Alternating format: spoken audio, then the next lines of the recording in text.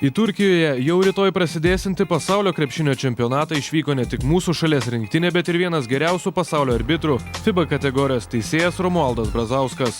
Nuo 98 metų planetos pirmenybėse dirbantis teisėjas pranešė, kad šis čempionatas jam paskutinis.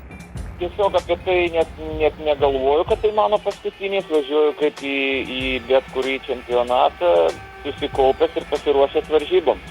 Gal kai pasibaigs čempionatas, gal užvaldys kažkokie kitokie jausmai, bet dabar tai tikrai apie tai negalvoju ir nenoriu galvoti.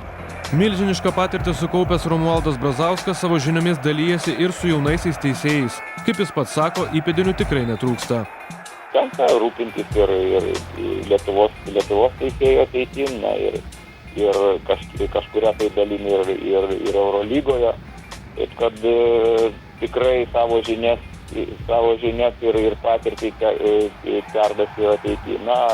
Lietuvoje dar tikiuosi ir kitais metais dar kitam sezone teisėjauti, taip kad ir savo patirtim dar ir aikštelėje galėsiu perduoti patirtį aikštelėje Lietuvos arbitrams.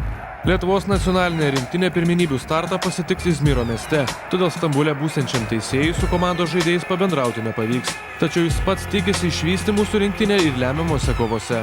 Visada einu pasižiūrėti Lietuvos rinktinės varžybų, jeigu tik tai nėra, sakykime, kažkas prieš mano rungtynės, tada ateinu, sakykime, į antrą rungtynių pusę, kad per daug laiko nepraleisti salės.